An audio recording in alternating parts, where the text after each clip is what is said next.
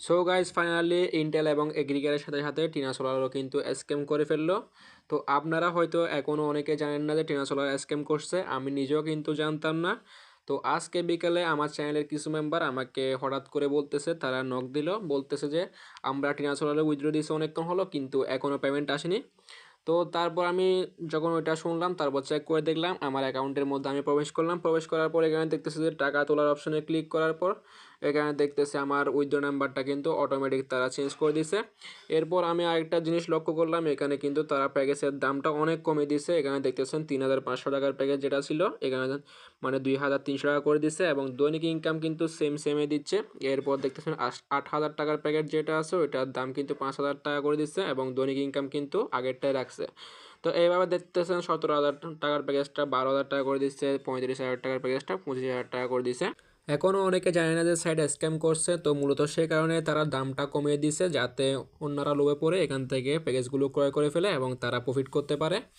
তো মূলত আপনাদের জন্য এই ভিডিওটা করা, যারা ভিডিওটা দেখতেছেন তারা কিন্তু বেশি বেশি শেয়ার করে দিবেন এবং আপনার পরিচিত যারা আছে তাদের কাছে শেয়ার করে দিবেন, যারা টিনা সোলারের মধ্যে ইনভেস্ট করছে তারা যেন দেখে সতর্ক হয়ে যেতে পারে। অনলাইন ইনভেস্টমেন্ট জগতে যারা নতুন তাদেরকে আমি একটা সাজেশন দিতে চাই, একটা সাইট মার্কেটে আসা 2-3-4 দিনের মধ্যে কিন্তু আপনারা ডিপোজিটটা করে ফেলবেন, কারণ এই সময়ের মধ্যে যদি আপনারা ডিপোজিট করবেন তাহলে কিন্তু লসের সম্ভাবনাটা অনেকটাই কমে যান।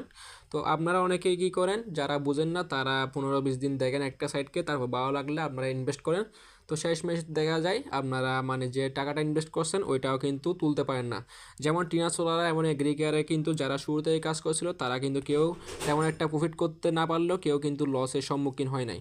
তো আপনারা কিন্তু এই ভুলটা কখনোই করবেন না। আর একটা কথা হচ্ছে, আপনারা কখনো একটা সাইডের মধ্যে সবগুলো টাকা বিনিয়োগ করবেন না। আপনাদের কাছে যদি ভালো একটা অ্যামাউন্ট থাকে তাহলে আপনারা কী করবেন, ওই টাকাগুলো 4-5টা সাইডের মধ্যে বিনিয়োগ করবেন। যদি মনে করেন ওইখান থেকে 2টা সাইটও স্ক্যাম করে তাহলে বাকি 3টা সাইট থেকে আপনারা লস রিকভার করে ফেলতে পারবেন। এটা হচ্ছে অনলাইন ইনভেস্টমেন্ট সাইটে কাজ করার নিয়ম। তো আশা করি সবাই বুঝতে পারছেন। এছাড়াও যারা অনলাইনে দীর্ঘমেয়াদী সাইটে কাজ করে প্রতি মাসে একটা ভালো পরিমাণ ইনকাম করতে চান তারা অবশ্যই আমার চ্যানেলে জয়েন হতে পারেন।